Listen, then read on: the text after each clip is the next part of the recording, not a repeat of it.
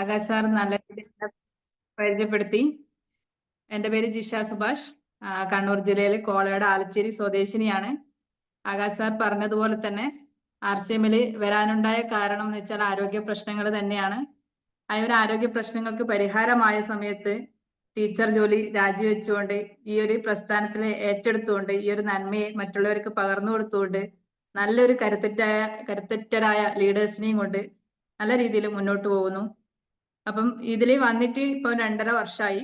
മുന്നേ ആകാശ് സാർ പറഞ്ഞ പോലെ തന്നെ പ്രീ പ്രൈമറി അധ്യാപികയായിട്ട് ജോലി ചെയ്യുന്ന സമയത്ത് ഇതിൽ കിട്ടുന്ന ഒരു നന്മയും എനിക്ക് അന്ന് തോന്നിയിട്ടില്ല. ചെറിയൊരു കുട്ടികൾക്ക് അറിവ് പകർന്നു കൊടുക്കുക, ഒരു ജോലി ചെയ്യുക എന്നുള്ള ഉദ്ദേശമല്ലാതെ വേറെ ഒരു ഉദ്ദേശം അതിലില്ലായിരുന്നു സത്യം പറഞ്ഞാൽ. പക്ഷേ ഇതിലേക്ക് വന്ന സമയത്ത് പലർക്കും ആരോഗ്യവും വരുമാനവും കൊടുക്കാൻ ചെറിയ രീതിയിലാണെങ്കിലും ലീഡേഴ്സിന്റെ ഹെൽപ്പ് കൊണ്ട് എനിക്ക് സാധിച്ചു.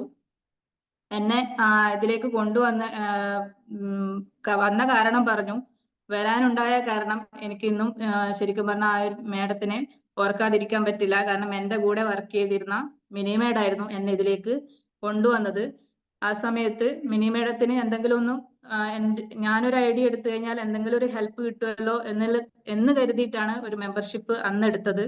പക്ഷേങ്കില് ആ മെമ്പർഷിപ്പ് എടുത്ത മുതൽ പ്രൊഡക്റ്റ് മുന്നേ യൂസ് ചെയ്തിരുന്നു, മുന്നേ വേറൊരു ഐഡിയയിൽ യൂസ് ചെയ്തായിരുന്നു.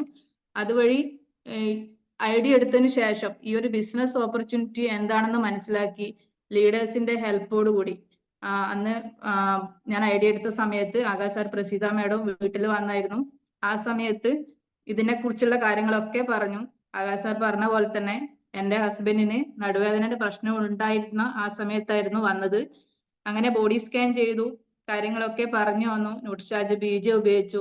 100% പ്രൊഡക്റ്റ് യൂസ് ചെയ്തതിലൂടെ ആ ഒരു മാറ്റം എനിക്കായാലും, എനിക്ക് പീരീഡ്സിന്റെ ടൈമിൽ ഉണ്ടാകുന്ന പ്രശ്നങ്ങൾക്ക് വുമൺ ടാബ്ലറ്റും വെജൊമേഗയും കഴിച്ചുകൊണ്ടും പ്രോട്ടീൻ പൗഡറും കഴിച്ചുകൊണ്ടും ആ ഒരു മാറ്റം ഉണ്ടായി.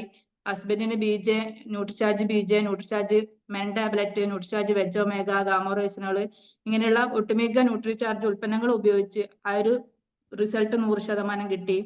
പിന്നെ മക്കളുടെ കാര്യത്തിലായാലും എല്ലാ മാസവും മക്കൾക്ക് ഉണ്ടാകുന്ന പ്രശ്നങ്ങൾക്കെല്ലാം പരിഹാരമായിട്ട്, ചെറിയ മക്കളായ സമയത്ത് എല്ലാ മാസവും ആശുപത്രി കയറി ഇറങ്ങാത്ത സമയമില്ലായിരുന്നു.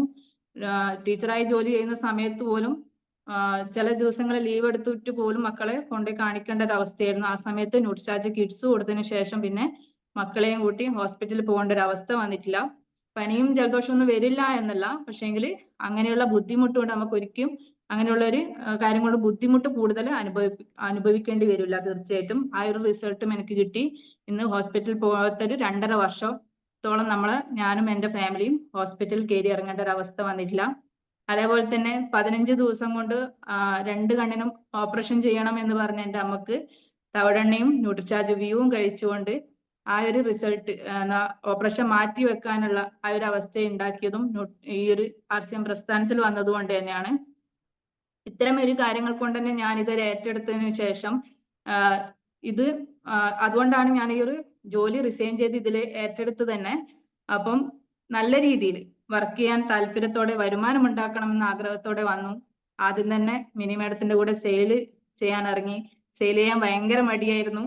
അധ്യാപികയായിട്ടിരിക്കുന്ന സമയത്ത് ഒരു സെയില്, മറ്റുള്ളവരുടെ വീട്ടിലേക്ക് പ്രൊഡക്റ്റ് കൊണ്ടുപോകുക എന്നൊക്കെ പറയുന്നത് ഭയങ്കര ഒരു നാണക്കേട് പോലെയാണ് എനിക്ക് ആദ്യം തോന്നിയിരുന്നത്.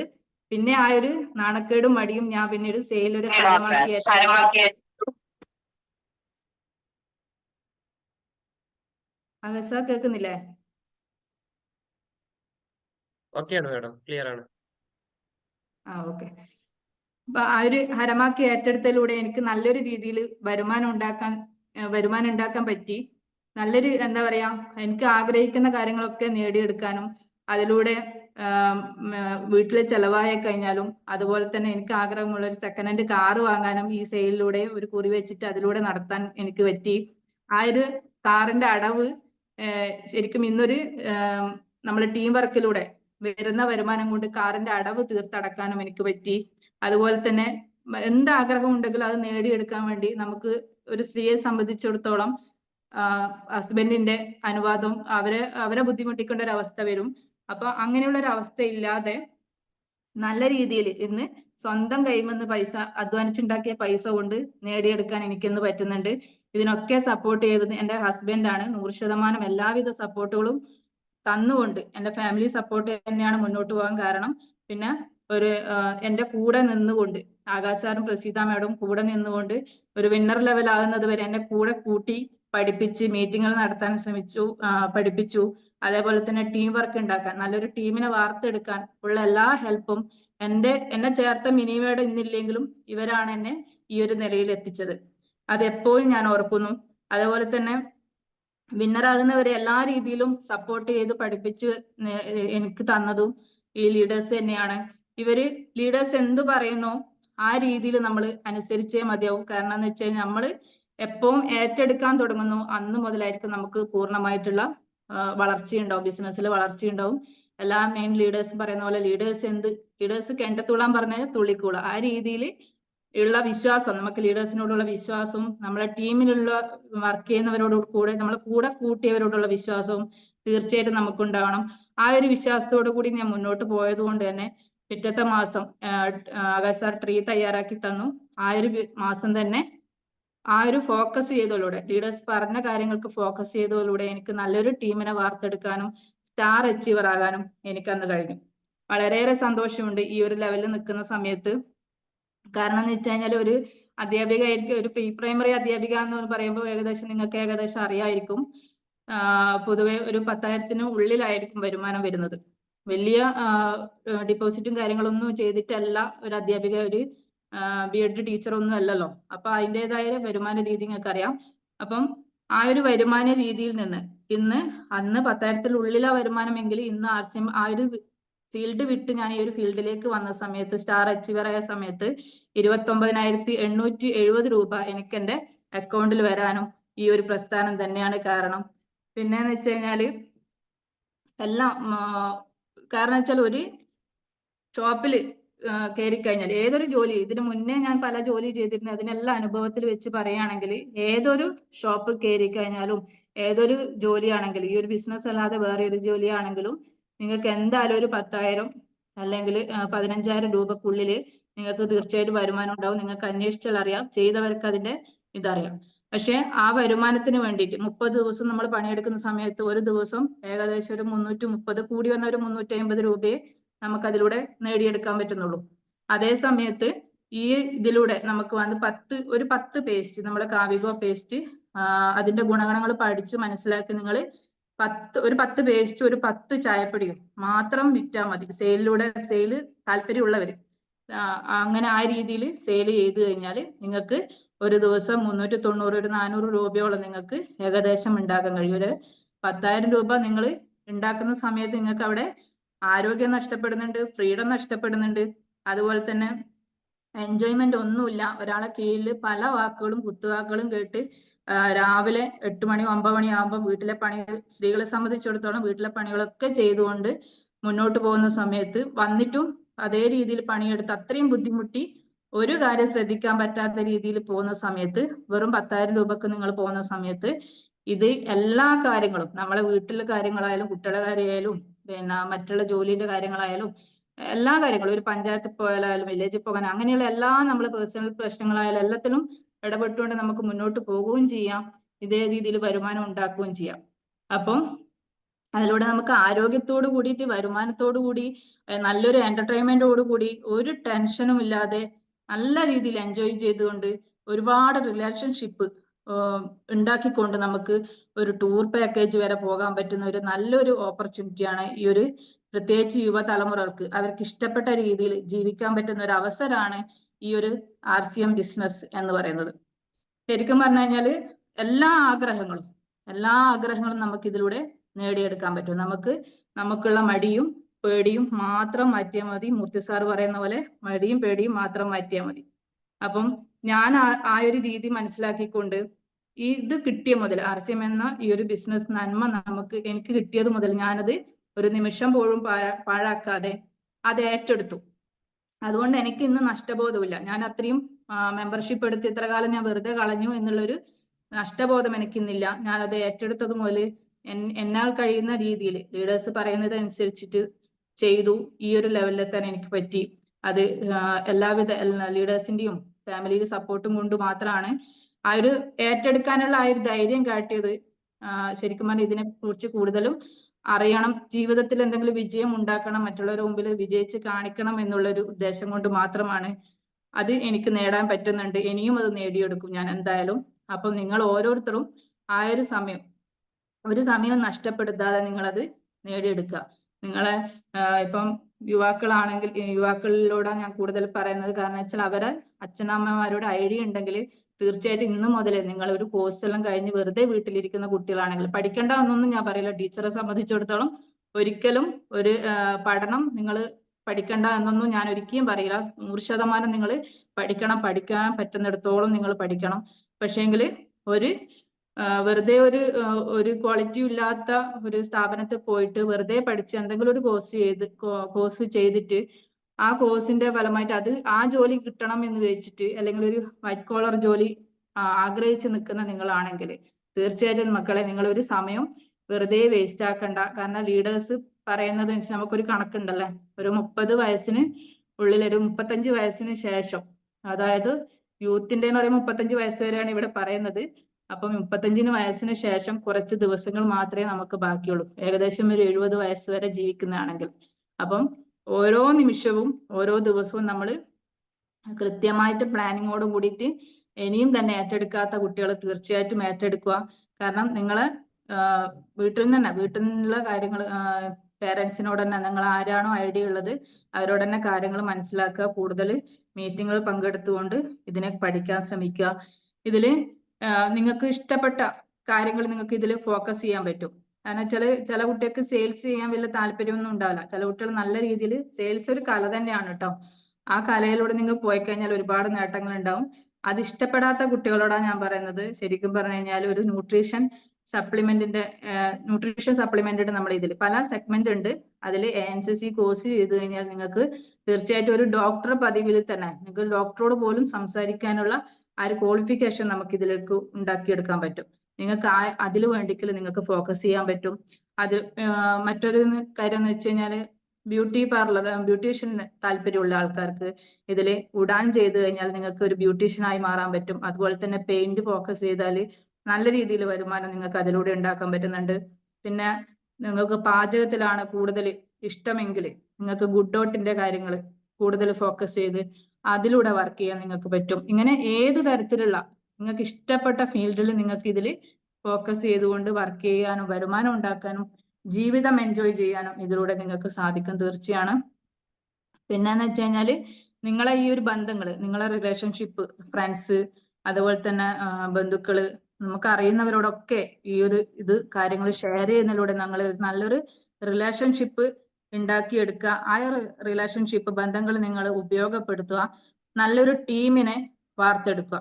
നിങ്ങൾ എന്ത് ജോലി ചെയ്യുന്ന സമയത്തും അത് നമുക്ക് മാത്രം ചെയ്യുന്ന ഒരു ജോലിയാണല്ലേ, നമുക്ക് വേണ്ടി മാത്രം ചെയ്യുന്നതായിരിക്കും. ഒരു ജോലി ചെയ്യുന്നുണ്ടെങ്കിൽ നമുക്ക് ഇന്ന് ജീവിക്കാൻ, നമ്മളെ ആഗ്രഹങ്ങൾ നേടാൻ, നമ്മളെ ആവശ്യങ്ങൾ നേടാൻ, വരുമാനം ഉണ്ടാക്കാൻ, അതിനുവേണ്ടി മാത്രമാണ് നമ്മൾ ജോലി ചെയ്യുന്നത്. പക്ഷേ ഈ ഒരു ബിസിനസ് ചെയ്യുന്നതിലൂടെ നിങ്ങൾക്ക് നിങ്ങളെ ജീവിതവും നിങ്ങളെ മക്കളെ ജീവിതവും ഒരു 7 തലമുറകളോളം നിങ്ങൾക്ക് നിങ്ങളെ ഓർക്കാനുള്ള നല്ലൊരു ഓപ്പർച്യൂണിറ്റിയാണ് ഈ ഒരു RCM ബിസിനസ് എന്ന് പറയുന്നത്.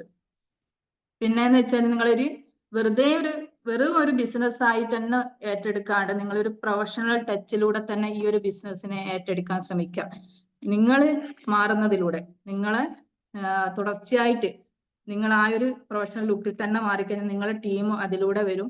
നല്ല രീതിയിൽ ബിസിനസ് വളർത്താൻ നിങ്ങൾക്ക് ഓരോരുത്തർക്കും കഴിയും. പ്രത്യേകിച്ച് യുവതലമുറകൾക്ക് അവരുടെ ആ കഴിവ് വിനിയോഗിക്കാൻ പറ്റിയ നല്ലൊരു അവസരമാണ് ഈ ഒരു ബിസിനസ് എന്ന് പറയുന്നത്. ഈ ടീം ബിൽഡപ്പ് ചെയ്തു കഴിഞ്ഞാൽ പ്രധാനമായിട്ടും ഒരുപാട് കാര്യങ്ങൾ നമ്മൾ ശ്രദ്ധിക്കേണ്ട കാര്യമുണ്ട്. അതിൽ പ്രധാനമായിട്ടും നമ്മൾ 100% പ്രൊഡക്റ്റ് യൂസ് ചെയ്യുക, പിന്നെ ഷെയർ ചെയ്യുക. പിന്നെ വെച്ചാൽ ടീം ഉണ്ടായി കഴിഞ്ഞാൽ തീർച്ചയായിട്ടും തുടർച്ചയായിട്ട് നമ്മൾ പ്രൊഡക്റ്റ് യൂസ് ചെയ്യുന്ന ആൾക്കാരെ നമ്മൾ അവരെ ഫോളോ അപ്പ് ചെയ്യുക, 100% ഫോളോ അപ്പ് ചെയ്യുക. ഫോളോ അപ്പ് ചെയ്തില്ലെങ്കിൽ നമ്മുടെ ടീം ഇല്ലാതാകും. അതുകൊണ്ട് 100% ഫോളോ അപ്പ് ചെയ്യുക. പിന്നെ മിനിമം ഒരു 20 പേരെയെങ്കിലും ദിവസവും നമ്മൾ വിളിക്കാൻ ശ്രമിക്കുക. അതുപോലെ തന്നെ ലീഡേഴ്സിനെയും പരമാവധി നമ്മളെ ബിസിനസ്സിന് ഉതകും വിധം ലീഡേഴ്സിനെ എങ്ങനെയൊക്കെ പ്രയോജനപ്പെടുത്താൻ പറ്റുമോ, ഏതൊക്കെ ലീഡേഴ്സിനെ പ്രയോജനപ്പെടുത്താൻ പറ്റുമോ, ആ രീതിയിൽ നമ്മൾ നമ്മളെ ബിസിനസ് വളർത്തിയെടുക്കുക. പിന്നെന്ന് വെച്ച് കഴിഞ്ഞാൽ നമ്മൾ ചെയ്യുന്ന കാര്യം മാത്രം നമ്മളെ ടീമിലേക്ക് പകർത്താൻ ശ്രമിക്കുക. പിന്നെന്ന് വെച്ചാൽ വിജയിക്കാൻ, നമ്മളെ വിജയത്തിന് വേണ്ടി ലീഡേഴ്സിന്റെ ഉപദേശം തീർച്ചയായിട്ടും നമ്മൾ എടുക്കണം. നമ്മളെ സ്വന്തമായിട്ടുള്ള അഭിപ്രായം കൊണ്ടൊന്നും നമ്മളൊന്നും ചെയ്യാൻ പാടില്ല. ലീഡേഴ്സിന്റെ സപ്പോർട്ടും ലീഡേഴ്സിന്റെ ഉപദേശവും നമ്മൾ സ്വീകരിക്കുക.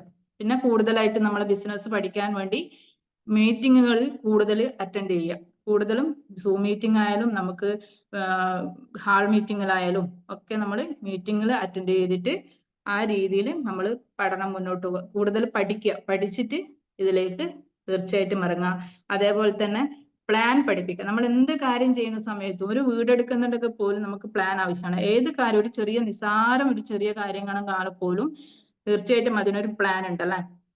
ആ പ്ലാന് ഇല്ലാണ്ട് നമുക്ക് ഒരിക്കലും മുന്നോട്ട് പോകാനാവില്ല. അതുകൊണ്ട് തീർച്ചയായിട്ടും നമ്മൾ പ്ലാൻ പഠിക്കുക. നമ്മളെ ടീമിൽ വന്ന ആൾക്കാരെ, അതായത് നമ്മളെ കൂടെയുള്ള ആൾക്കാരെ, വർക്ക് ചെയ്യുന്നവരെ കൃത്യമായിട്ട് പ്ലാൻ പഠിപ്പിക്കുക. നമ്മൾ പഠിപ്പിക്കുക. ഈ രീതിയിൽ നമ്മൾ ബിസിനസ് മുന്നോട്ട് കൊണ്ടുപോവുക. അതുപോലെ തന്നെ കമ്പനി റൂൾസ്, കൃത്യമായിട്ട് കമ്പനി റൂൾസ് നിർബന്ധമായിട്ട് നമ്മൾ അനുസരിച്ചിരിക്കണം. നമ്മളെ ടീമിനെ അത് അനുസരിപ്പിക്കണം, അവരെ പഠിപ്പിച്ചു കൊടുക്കണം, റൂൾസ് അവരെ പഠിപ്പിക്കണം. പിന്നെന്ന് വെച്ചാൽ നമ്മൾ ഇതൊക്കെ കേൾക്കുമ്പോൾ പേർക്ക് ഇതൊന്നും നടക്കൂല, പക്ഷെ നടക്കും, തീർച്ചയായിട്ടും നടക്കും. നമ്മളെ കൊണ്ട് സാധിക്കും എന്നുള്ള നമ്മൾ ഉറച്ചൊരു വിശ്വാസം നമുക്ക് തീർച്ചയായിട്ടും ഉണ്ടായിരിക്കണം. നമ്മളെ കൊണ്ടേ അതാവൂ എന്നുള്ളൊരു, കാരണം വെച്ചാൽ നമ്മളെ ജീവിതം, നമ്മളെ ആഗ്രഹം, നമ്മളെ ഗോൾസ് അത് നമുക്ക് മാത്രമേ അറിയുള്ളൂ. മറ്റുള്ളവർക്കൊന്നും നമ്മളെ ആഗ്രഹം ഒന്നും നമുക്ക് അറിയില്ല. അപ്പൊ നമ്മളെ കാര്യങ്ങളൊന്നും മറ്റുള്ളവർക്ക് നമ്മൾ എത്ര പറഞ്ഞു കൊടുത്താൽ, നമ്മൾ പറഞ്ഞാൽ അറിയിക്കാത്ത പറഞ്ഞാൽ തന്നെ മനസ്സിലാകാത്ത കുറേ അധികം ഫീലിങ്സ് നമ്മളെ ജീവിതത്തിലെ കാര്യങ്ങളൊക്കെ ഉണ്ടാവും അല്ലെ. അത് മറ്റുള്ളവർക്ക് എത്ര തന്നെ പറഞ്ഞാലും അറിയില്ല. നമ്മൾ അനുഭവിച്ച കാര്യങ്ങൾ നമുക്കേ അറിയുള്ളൂ. അപ്പൊ നമ്മളെ ജീവിതം കെട്ടിപ്പടുക്കുക എന്നത് നമ്മൾ തന്നെ ചിന്തിക്കണം. കാരണം എന്ന് വെച്ച് കഴിഞ്ഞാല് ഒരുപാട് ചിന്തകൾ ഉണ്ടാവും നമുക്കല്ലേ, ഒരുപാട് ചിന്തകൾ ഉണ്ടാവും. ആ ചിന്തകളിൽ നിന്ന് ശരിക്കും പറഞ്ഞ ഒരു മനുഷ്യൻ ചിന്തിക്കുന്ന സമയത്ത് ദിവസവും നമ്മൾ ചിന്തിച്ചുകൊണ്ടിരിക്കുന്ന കാര്യങ്ങളായിരിക്കും നമുക്ക് അത് ജീവിതത്തിൽ വന്നുകൊണ്ടേയിരിക്കുക. അത് ശീലങ്ങളായിട്ട് മാറും. നമ്മൾ ദിവസം എന്ത് ചിന്തിക്കുന്നുവോ അത് നമ്മളെ ശീലങ്ങളായിട്ട് തന്നെ മാറും. അപ്പം എന്തായാലും നമ്മൾ നമ്മളെ ജീവിതം കെട്ടിപ്പടുക്കുക, നമ്മളെ ബിസിനസ് വളരാൻ വേണ്ടിയിട്ടുള്ള ചിന്തകൾ മാത്രം നമ്മൾ ഫോക്കസ് ചെയ്യുക. കാരണം വെച്ചാൽ നമ്മൾ ഒരു സാധാരണ മനുഷ്യന്റെ ചിന്തയിലൂടെ ഒരു 30,000 തൊട്ടിട്ട് 70,000 ചിന്തകൾ വരെ പെട്ടെന്ന് മറിഞ്ഞു പോകും. അപ്പം അതിലെല്ലാം ഫോക്കസ് ചെയ്യുന്നതിലൂടെ ചെയ്തു കഴിഞ്ഞാൽ നമുക്കൊന്നും നടക്കില്ല. അപ്പൊ ആ ഒരു ചിന്തകളിൽ നിന്ന്, ഇത്രകാലം ചിന്തകളിൽ നിന്ന് ഒന്നോ രണ്ടോ ചിന്തകൾ നമ്മൾ അതിൽ കൂടുതൽ ഫോക്കസ് ചെയ്യാം. ആ ഫോക്കസ് ചെയ്തതിലൂടെ നമുക്ക് തീർച്ചയായിട്ടും ഫോക്കസ് ചെയ്ത കാര്യം നമ്മളെ ഗോളാക്കിയിട്ട് സെറ്റ് ചെയ്ത് പ്ലാൻ ഇട്ട് കൃത്യമായിട്ട് മുന്നോട്ട് നയിച്ചാൽ തീർച്ചയായിട്ടും നമുക്ക് അത് വിജയത്തിലേക്ക് എത്തിപ്പെടാൻ പറ്റും. കാരണം വെച്ചാൽ ആകെപ്പാടെ നമുക്കുള്ള മടി, അല്ലെങ്കിൽ മറ്റുള്ളവർ എന്ത് ചിന്തിക്കും എന്നുള്ള ആ വിചാരം നമ്മൾ തീർച്ചയായിട്ടും മാറ്റി വെക്കുക. ആ ഒരു മാറ്റി വെച്ചാൽ തന്നെ നമുക്ക് അങ്ങനെയുള്ള ചിന്തയും കാര്യങ്ങളൊക്കെ മടിയും മാറ്റി വെച്ചാൽ തീർച്ചയായിട്ടും നമുക്ക് ഈ ഒരു ബിസിനസ്സിൽ 100% വിജയിക്കാൻ പറ്റും. പിന്നെന്ന് വെച്ചാൽ നമ്മളെ ഈ ഒരു പുതുതലമുറ ഏറ്റെടുക്കണം എന്നുള്ളത്, ഏറ്റെടുക്കണം എന്നുള്ളൊരു കാര്യമുണ്ട്. നമ്മൾ പറയും പുതിയ തലമുറ ഇത് എങ്ങനെ ഏറ്റെടുക്കും, അവർക്ക് ഏത് രീതിയിൽ അവർ ഉൾക്കൊള്ളും എന്നൊക്കെ ചിന്തിക്കുന്നവർക്ക് പറയാനുള്ളത്, എൻ്റെ ഒരു അഭിപ്രായത്തിൽ, കാരണം വെച്ചാൽ അവര് ഈ ഒരു പ്രായത്തില് അവര് വളർന്നു വരുന്ന ഈ ഒരു പ്രായത്തില് നമ്മളിപ്പം പറഞ്ഞു കൊടുത്തു കഴിഞ്ഞാല് ശരിക്കും പറഞ്ഞാൽ അവർക്ക് കിട്ടുന്ന വലിയൊരു ഭാഗ്യം തന്നെയാണ്. കാരണം വെച്ചാൽ നമുക്കൊരു 35 വയസ്സിന് ശേഷം, ഞാൻ നേരത്തെ പറഞ്ഞു, നമുക്ക് ദിവസങ്ങൾ ഓരോ ദിവസവും കടന്നു പോകുന്നുണ്ട്. അത് നഷ്ടങ്ങളാണ് നമുക്ക് അല്ലെ. അത് നമ്മൾ ഉപയോഗപ്പെടുത്താണ്ട് നമ്മൾ നാളെ ആവട്ടെ എന്നുള്ള രീതിയിൽ പറഞ്ഞു കഴിഞ്ഞാല് ആ രീതിയിൽ കുട്ടികളെ കൊണ്ട് ചിന്തിപ്പിച്ചു കഴിഞ്ഞാൽ അവർക്ക് കിട്ടാനുള്ള ഭാഗ്യമൊക്കെ നമ്മൾ തടഞ്ഞു വെക്കുക ചെയ്യാം. അപ്പൊ നമ്മൾ ഓരോരുത്തരും, നമ്മൾ ഇതിൽ രക്ഷിതാക്കളുണ്ടെങ്കിൽ ഞാനടക്കം ഒരു രക്ഷിതാവാണ്. അപ്പം രക്ഷിതാക്കളായ നമ്മൾ കുട്ടികൾക്ക് കിട്ടിയ ഈ ഒരു അവസരം നമ്മൾ മുതലാക്കി കൊടുക്കുക, അവർക്ക് പറഞ്ഞ് മനസ്സിലാക്കി കൊടുക്കുക. എന്നുവെച്ചാല് ഇവര് പുതുതലമുറ ഏറ്റെടുക്കണം എന്ന് പറയാൻ ഒരു കാരണം എന്ന് വെച്ച് കഴിഞ്ഞാൽ, കമ്പനിയുടെ ലക്ഷ്യം എന്ന് പറയുന്നത്, നമ്മുടെ ഈ ഒരു RCM കമ്പനിയുടെ ലക്ഷ്യം ആരോഗ്യം, സ്വാശ്രയത്വം, നവഭാരത സൃഷ്ടി, അതായത് രാഷ്ട്രത്തിന്റെ പുനർനിർമ്മാണം. അത് സ്ത്രീകളെ സംബന്ധിച്ചിടത്തോളം സ്ത്രീ ശാക്തീകരണം കൂടി അതിൽ വരുന്നുണ്ട്. അപ്പൊ എന്താണ് ഈ ഒരു നവഭാരത സൃഷ്ടി, അതായത് രാഷ്ട്രത്തിന്റെ പുനർനിർമ്മാണം എന്ന് പറയുന്നത് ശരിക്കും പറഞ്ഞ ഒരു പുതു തലമുറയ്ക്ക് അത് കൂടുതലും ഫോക്കസ് ചെയ്യാൻ പറ്റുള്ളൂ. കാരണം വെച്ചാൽ നമ്മളെ ഒരു രാഷ്ട്രീയ പാർട്ടിക്കായാലും ഒരു സംഘടനയിലായി കഴിഞ്ഞാലും പുതിയ തലമുറകൾ ഏറ്റെടുക്കുമ്പോഴാണ് അത് കൂടുതലും വിജയത്തിലേ വരും അല്ലെ. പ്രായമുള്ളവർ ആ ഒരു പ്രായത്തിന്റെ പക്വതയാൽ അവർക്കൊരു ഇത് കിട്ടില്ല. അപ്പൊ പുതുതലമുറക്ക് അവർക്ക് ശരിക്കും പറഞ്ഞാൽ നമ്മുടെ ഭൂരിപക്ഷം പുതുതലമുറകൾ അവർക്ക് ഇംഗ്ലീഷ് പരിജ്ഞാനമുള്ളവരായിരിക്കും. അതേപോലെ തന്നെ പ്രായം കൂടുന്നതിനനുസരിച്ച് അവർക്കുള്ള ആരോഗ്യം നശിച്ചു പോകും. അപ്പം പുതുതലമുറക്ക് കൂടുതൽ അവരെ സംബന്ധിച്ചിടത്തോളം ആരോഗ്യവും ശാരീരികവും മാനസികമായിട്ടുള്ള ആരോഗ്യവും പിന്നെ ഭാഷകളുടെ പരിജ്ഞാനവും ഈ കാര്യങ്ങളൊക്കെ ഉള്ളത് കൊണ്ട് തന്നെ അവർക്ക് ഈ ഒരു ബിസിനസ് കൂടുതൽ ഏറ്റെടുത്ത് നടത്താനുള്ള ഒരു ശേഷി അവർക്ക് തീർച്ചയായിട്ടും ഉണ്ടാവും. അപ്പൊ അവരെ ഇത് പറഞ്ഞ് മനസ്സിലാക്കിക്കൊണ്ട് രാഷ്ട്രത്തിന്റെ ഒരു നിർമ്മാണം, രാഷ്ട്ര പുനർനിർമ്മാണം എന്നുള്ളത് ശരിക്കും പറഞ്ഞാൽ രാഷ്ട്രത്തോടുള്ള ആ കൂറ് കാണിക്കുക എന്നത് ശരിക്കും പറഞ്ഞ ഒരു പുണ്യം തന്നെയാണ്. നമ്മുടെ സമൂഹത്തിൽ വളർന്നു വരുന്ന യുവതലമുറകളെ അവരെ നാടിന് വേണ്ടിയിട്ട് അവരെ കൊണ്ട് എന്തൊക്കെ ചെയ്യാൻ പറ്റും എന്നുള്ള കാര്യം അവരെ കൃത്യമായിട്ട് ബോധ്യപ്പെടുത്തേണ്ടത് നമ്മുടെ ഓരോരുത്തരെയും ഉത്തരവാദിത്തമാണ്. ഇതിലിരിക്കുന്ന യുവതലമുറകൾ അത് ഏറ്റെടുക്കുന്നു എന്നത് സ്വയം ഉത്തരവാദിത്തമായിട്ടും ചിന്തിക്കാം. പിന്നെ വെച്ചാല് ജാതി മത ഭേദമന്യേ, സ്ത്രീ പുരുഷ ഭേദമന്യേ, എന്താ പറയാ, ജാതി മത വർണ്ണ ഭേദമന്യേ എല്ലാവരും ഈ ഒരു RCM ബിസിനസ് എന്ന് പറയുന്നത് നമുക്ക് വേറെ ഏത് ജോലിയെ സംബന്ധിച്ചിടത്തോളം ഇങ്ങനെയുള്ള പ്രശ്നങ്ങൾ ഉണ്ടല്ലേ. സ്ത്രീ സമത്വങ്ങളും ഒന്നും ഉണ്ടാകുന്നില്ല. പുരുഷന്മാർക്ക് കിട്ടുന്ന അതേ കൂലിയായിരിക്കില്ല സ്ത്രീകൾക്ക് കിട്ടുന്നത്. അതേ രീതിയിൽ ജോലി ചെയ്തു കഴിഞ്ഞാലും സ്ത്രീകൾക്ക് പിന്നെ എന്താ പറയാ വരുമാനം കുറവായിരിക്കും പുരുഷന്മാരെ സംബന്ധിച്ചിടത്തോളം. ജോലി രണ്ടാക്കും ഒരേപോലെ ആയിരിക്കും. ഇങ്ങനെയുള്ള വ്യത്യാസങ്ങൾ ഇതിൽ ഉണ്ട്. അതേപോലെ തന്നെ ചില ജാതികൾക്ക് പ്രത്യേകമായിട്ടുള്ള പരിഗണന, ചില മതങ്ങൾക്ക് പ്രത്യേകമായ പരിഗണന, അതേപോലെ തന്നെ വർണ്ണം കൊണ്ട് ഓരോരുത്തർക്കും വ്യത്യസ്തമായിട്ട് തോന്നിപ്പിക്കുക, അങ്ങനെയുള്ള കാര്യങ്ങളൊക്കെ നമ്മൾ സമൂഹത്തിൽ നടന്നുകൊണ്ടിരിക്കുന്നതാണ്. അപ്പൊ ഈ ഒരു കാര്യങ്ങൾ മനസ്സിലാക്കിക്കൊണ്ട് ഇതില് നമ്മൾ RCM ബിസിനസ്സിൽ എന്ന് പറയുന്നത് ശരിക്കും പറഞ്ഞാൽ എല്ലാ വിഭാഗങ്ങളെയും, സ്ത്രീ പുരുഷന്മാരെയും, ജാതി മത വർണ്ണഭേദമന്യേ എല്ലാരെയും ഒത്തൊരുമിച്ച് കൊണ്ടുപോകാനുള്ള ആ ഒരു അവസരമാണ് ഈ ഒരു RCM ബിസിനസ്സിലുള്ളത്. അത് നിങ്ങൾ ഓരോരുത്തരും മനസ്സിലാക്കുക. നിങ്ങളെ എന്താ പറയാ യുവതലമുറകളെയും നിങ്ങൾ ഓരോരുത്തരും മനസ്സിലാക്കുക. അങ്ങനെയുള്ള കുട്ടികളെ നമുക്ക് പറഞ്ഞ് മനസ്സിലാക്കാൻ നമ്മൾ ഓരോരുത്തരും ടൈം എടുത്തുകൊണ്ട് തന്നെ അവരെ പറഞ്ഞ് മനസ്സിലാക്കിക്കുക. ഇത് ഏറ്റെടുക്കാൻ അവരെ തയ്യാറെടുപ്പോട് കൂടിയിട്ട് കൊണ്ടുവരിക.